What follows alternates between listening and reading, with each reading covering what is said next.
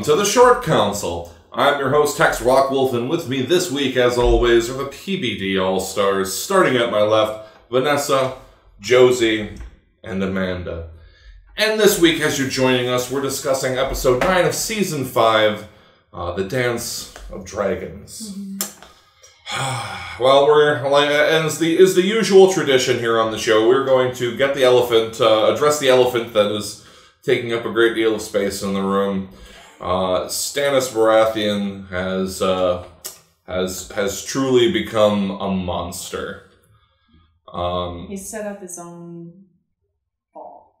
His own fall. It just seems like this is it. This is it. You fucked up enough. You're not going to win. You can't win. Like he's past the point of no return, where he could still be, a heroic character. He's not going to be a king. He can't be a king anymore. He can't be a king.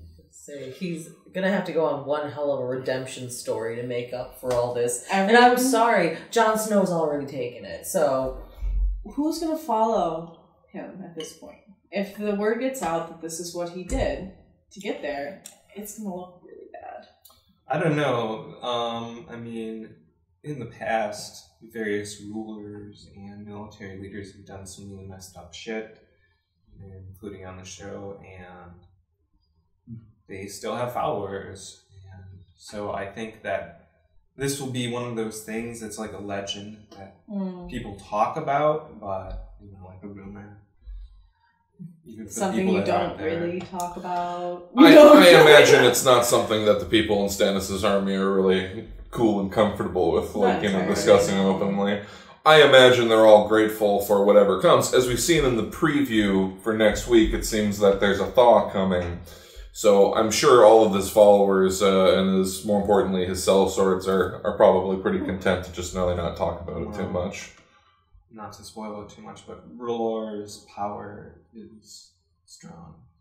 Well, it seems to be. We've seen some interesting effects. I guess theoretically it could be a coincidence that Robb died and that Joffrey died, and I guess we don't know what happened to Balon Greyjoy yet, but she did the magic, she worked the magic. So and now with a sacrifice like this, you got some magic juice. Magic juice, yeah. So far as the magic has gone, the only thing we know for sure is magic that has worked was the smoke demon baby that killed Renly. That was the first, this is fucking magic. Still, that's some pretty compelling proof. You can't, it might be just magic, like maybe there's not a god in action here, but at the very least, this is some dark and powerful magic at play. As we learned since season 1, blood magic is nasty, brutish stuff, but it does work. I believe you mentioned at one point that both of them were actually sacrificing people on the beach. So this has already been perhaps important to Stannis' victories, or at least the legend that makes up people's perception of him. I think this is just that woman's way of taking advantage of the situation to only prolong her own legacy.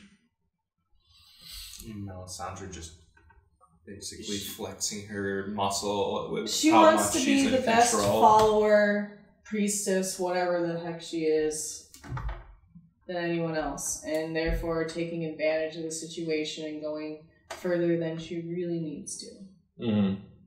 That could be it. I almost feel like she helped engineer this situation. Oh, certainly. There was the whole issue in the beginning with the fires that were set on the camp. She said it or not?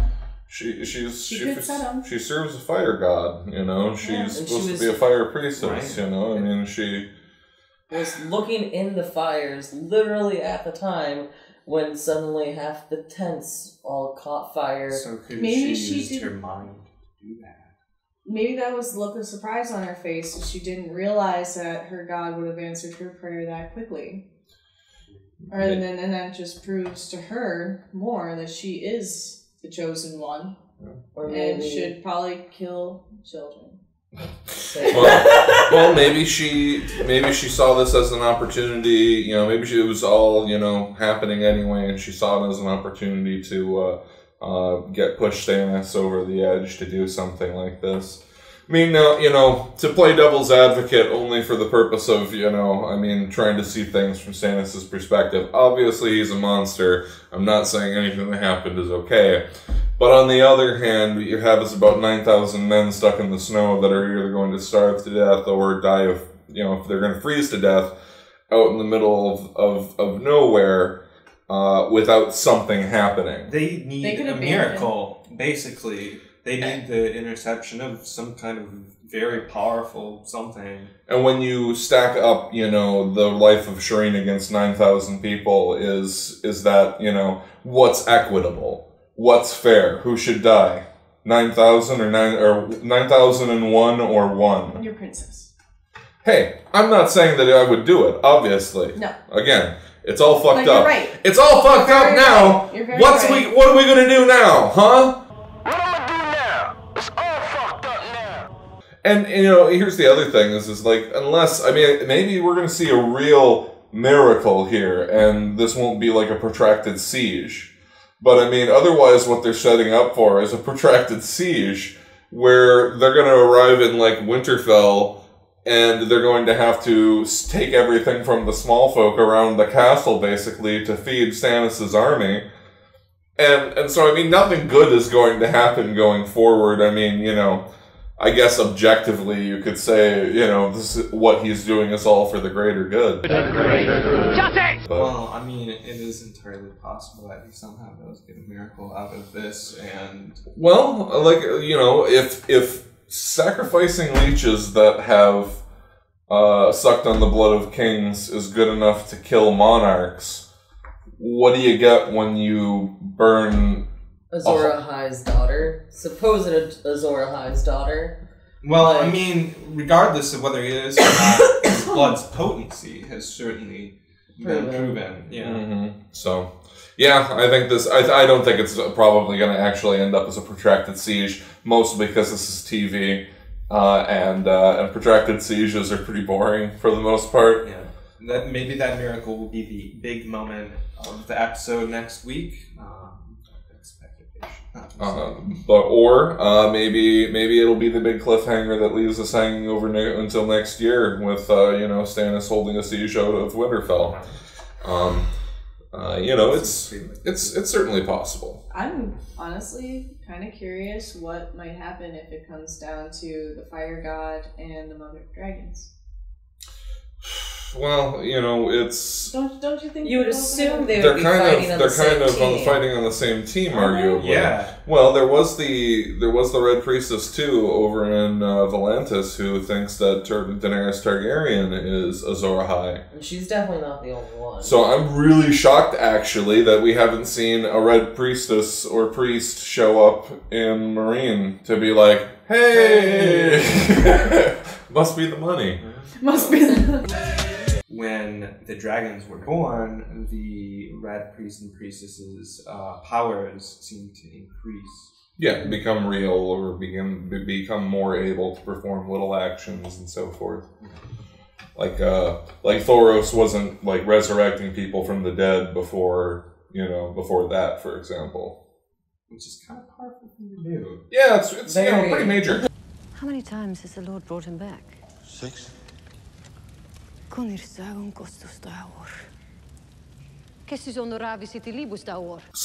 the Battle of Winterfell, who are you rooting for? Baratheon or Bolton? Baratheon. Still along for the ride? Still hope that he sees it out on this? That's the only... I'm sorry, but the Boltons are 10 times more fucked up than the Baratheons, because as far as I can tell, the only Baratheon who's ever had a problem is Stannis. Well, so saying which family would you root for? I'm going to root for the Baratheons, because at least they aren't a whole line of murderers, rapers, killers, torturers... Who knows what else? I'd rather that bloodline, because you can have a crazy king, kill him, and still be Daenerys. Josie? Well, I don't know. I don't have a lot of loyalty to either side, really. They both seem kind of like they're jerks. And kind of hope that they just kill each other off during this long siege. Kill each other to the Long last live man. Jon Snow. Like, there's like two Long of them live the left, king. and they charge at each Like, other. Vanessa? I kind of agree. I kind of hope that both of them really go at each other and whittle each other's forces down, and then the only person left standing is fucking Sansa walking out of her tower because Reek squirreled away a key or some shit in the battle and let her out, and then they're like, "So everyone's dead. Let's try to get out of here." That'd be prime. So it's not gonna happen, but that'd be the prime if that happened. I would say the real ultimate prime would be Sansa killing Ramsay. Yes, that'd be even Oh, better. that With would that be- corkscrew. Yeah, with that corkscrew. Cork his neck open. Is found by Brienne of Tarth. It was like maybe like Ramsay's men come in afterward and they're gonna kill her for killing their master. But then Brienne of Tarth shows up and saves her from them. And then they'll have a daring rescue and they're like escaping from the castle. And then Bran runs into Stannis. Oh, I was just saying. And then she gets her revenge with Stannis, and then Brienne gets to escape with Sansa. But that's what would happen in a happy fairy tale. So Not what's going to happen here. It'll probably be brutal. And it's important not to forget that Littlefinger is probably going to become a player in this. I don't think he was just lying to Cersei when he said that he was going to go up there after the fact and clean house. He may have been lying about the fact that he's doing it for her, but he's going to go and clean house, and he's going to swoop right in to occupy that power vacuum. Chaos is a ladder. If he's lucky, Sansa will still be alive. And then he won't have to put her head on the spike. Well, it's a gamble for him, and I'm thinking he's gambling that she'll survive. Mhm. He tried to make sure that she was a survivor. He made her tough. If she She doesn't might kill live, him then for she's her. probably not worth the effort. I would see that. Meanwhile, down in the least interesting, most interesting place in the world, Dorne, Jaime Lannister escapes justice once again from This guy. the weak and incompetent Prince Doran. I hope you live a long and happy life. Speak to me that way again, and you won't. Ouch. Who refuses to punish the Lannisters in any real way, despite this golden opportunity to strike back. Oh, I don't think it's a sign of weakness. It's Yeah. just a sign of who his ire is directed at. I mean, I guess if he's really like the most sensible person in the world, and like he can actually separate who he's angry at about things away from just entire Oh families. no, I think he is angry, Yeah. but he's not Yeah. angry about them invading. This is kind of the invasion is a joke to him. Sure. Well, I mean, it was. Cool. But- It's very comical, the whole thing, so. But the little uprising that happened there, that annoyed him a lot more. So you think if there hadn't have been the whole Sand Snakes thing, he probably might have been more wrathful, but this was like a pittance. Oh, To and I him? think it was a way to snub the Sand Snakes. Oh, so it was more. You think it was more about fucking with the Sand Snakes and then Going behind his back. Oh, interesting. Well, Jamie and Bronn Showing coming in- mercy to simply rub that in the face. Spite. Say, Jamie Spite. and Bronn were never a threat to him, but the Sand Snakes are. A lot of them are princesses too, and they could be just as powerful and rule just as well. His son is, right there, but they could get rid of him and his son, and then who would they have? Those You know, girls. Those girls would have started taking over. And so, and they want war. A lot of the country wants war. Then we are lucky the whole country does not decide. Yeah, war is not good for a country. And it would be Dorne alone trying to go after the rest of Westeros. Yeah, it'd be That probably wouldn't work. He knows that. He knows that they would I'm lose. giving Dorian a hard time. Your rebellion is over. You can swear your allegiance to me now. There's not been very many interesting things happening in Dorne, especially compared to how, like, last season book readers were like all in hushed tones. Oh man, wait until we get to go to Dorne. Wait until we get to meet the Sand Snakes. Oh, it's gonna be crazy.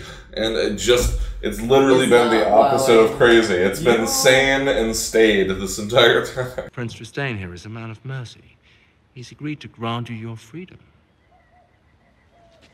I'm glad to hear it. Bronn escapes justice as well, with just a backhand from was it an elbow? It was an elbow. Yeah, elbow from the enormous guard. What's his name? Enormous guard. Enormous guard. He took it gracefully, though. He did take it gracefully. He didn't complain too much, but we really didn't have much to complain about. He struck a prince, and he's going to get to go home with his hand intact and everything. Yeah. A hook would be more practical. Elegant, I think. Across the Narrow Sea, Arya blows her opportunity to kill the Thin Man so that she can poorly spy on Meryn Trant. Poorly. Really, like, this absurd stalking that she does. It is, obvious the whole time. It's even if someone saw you, you still looked shady. But you're sitting there. How many oyster vendors start just walking into whorehouses in the middle of the night? Somehow the Westerosi totally were oblivious to this oyster girl following them. With some man yelling at her from behind going, "Gah!" And she followed them through the city. That was before they were off the boat, But no. Yeah, she followed them throughout the whole city, then into the whorehouse. She could have had it all. She could have poisoned the Thin Man, and then she had could have. time. She really did. I mean, she really did. I mean, she could have. I don't think she was under an obligation to stand around and wait and watch what happens to him afterwards or whatever. She knew they were getting off the boat. And all she had to do was come around later and confirm that the Thin Man got fucking killed, because probably other people standing around would have taken all of his stuff and ran off with it.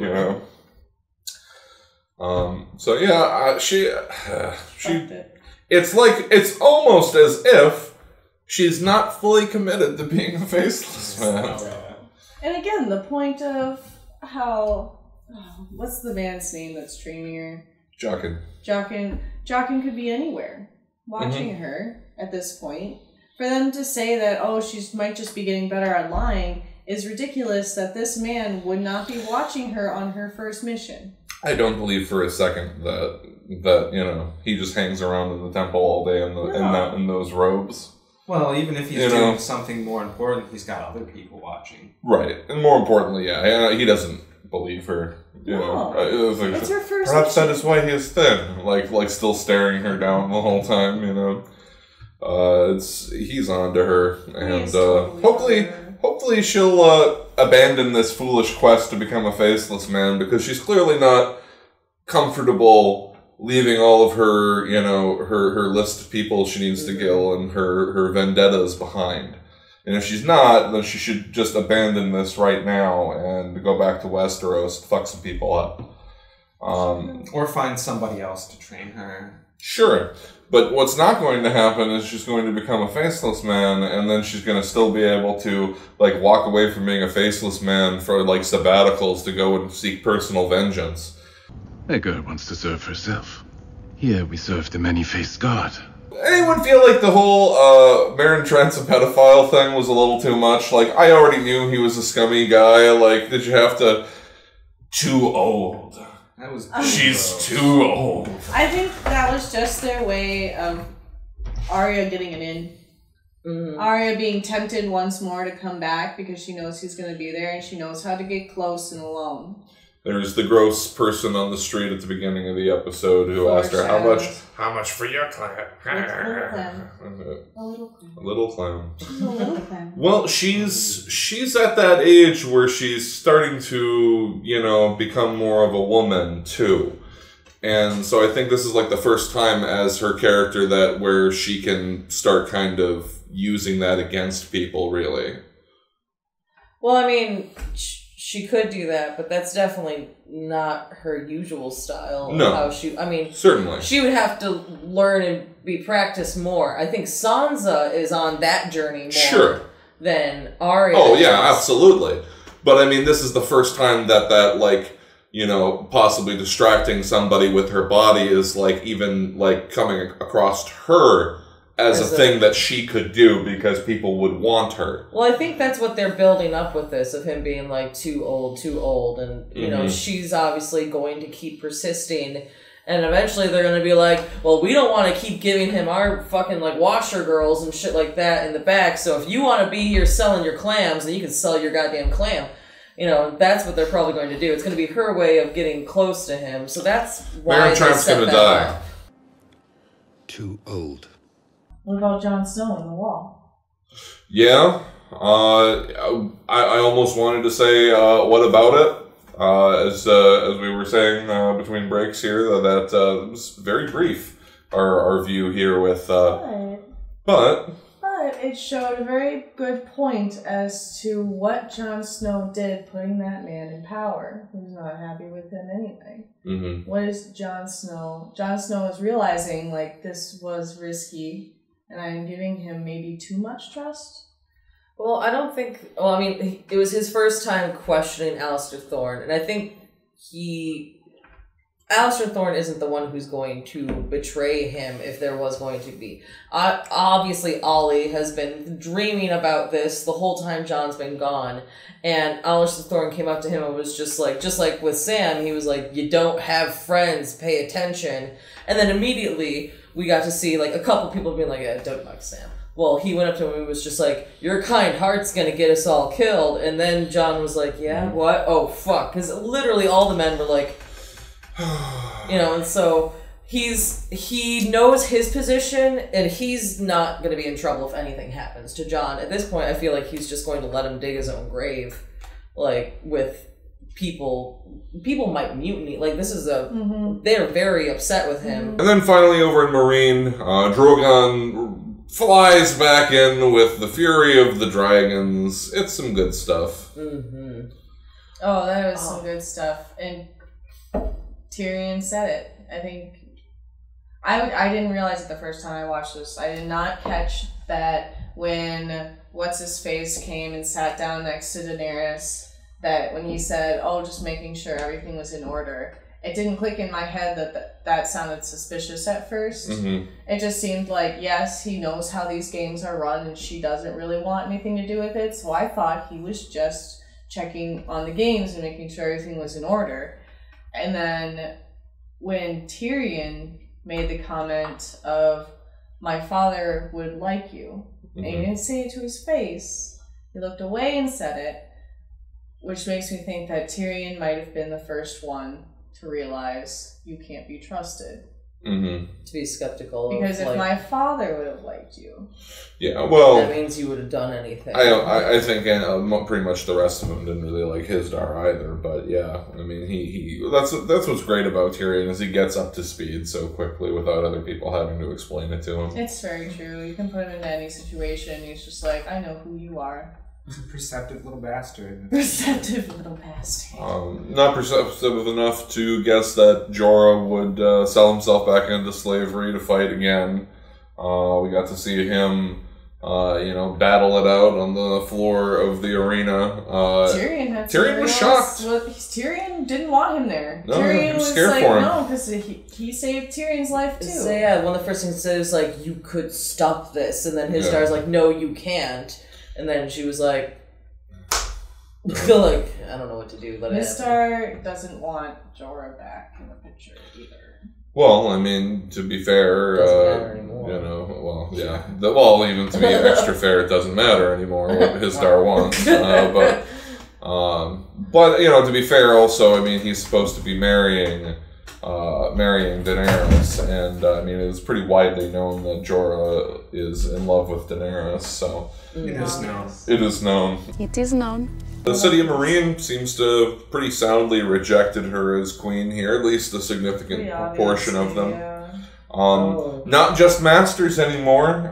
They've been carefully color-coding garb this entire season, so you know what all the slaves look like, and you know what all the masters look like, and there were a lot of slaves with those harpy masks on.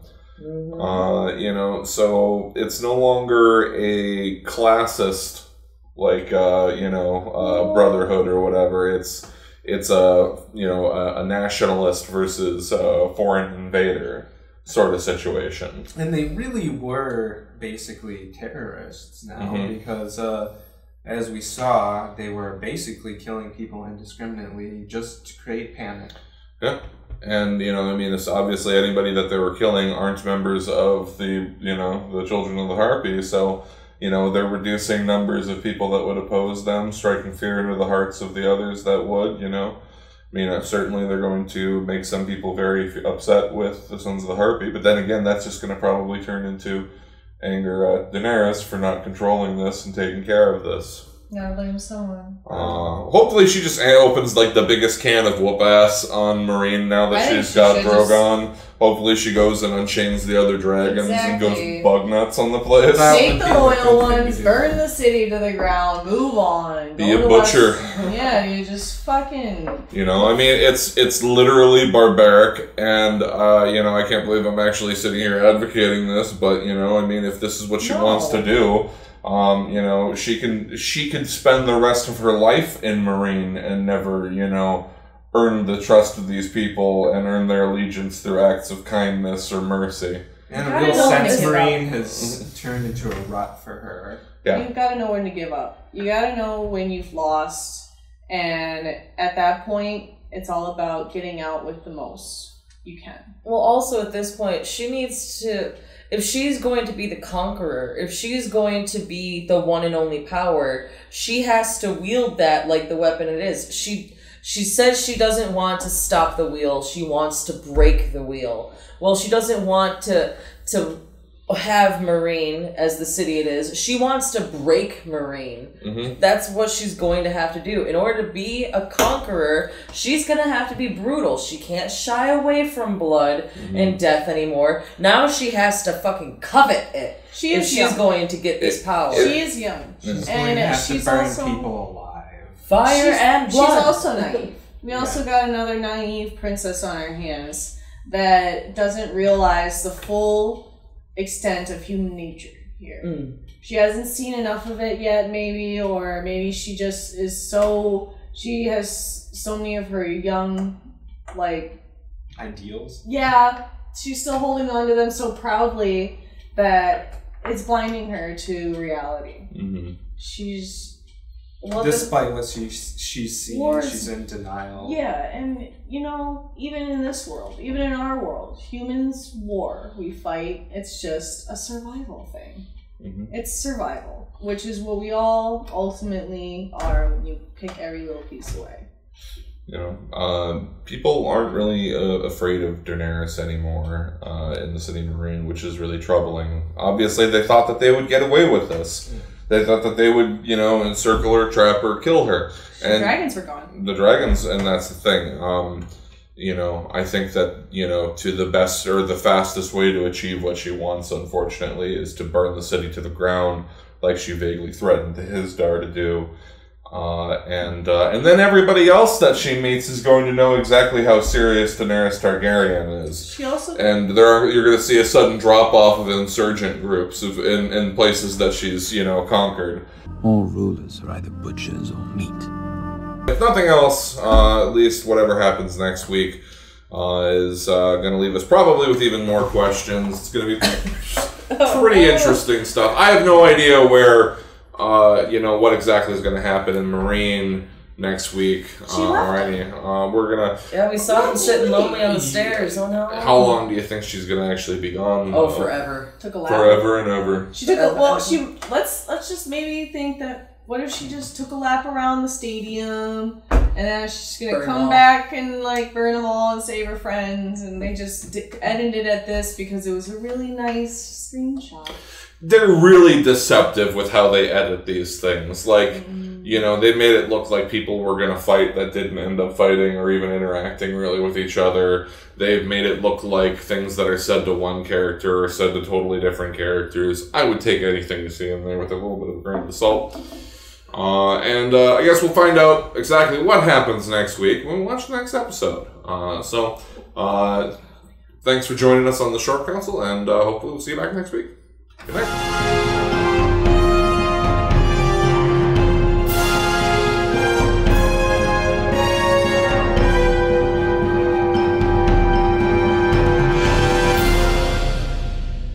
peanut butter disaster.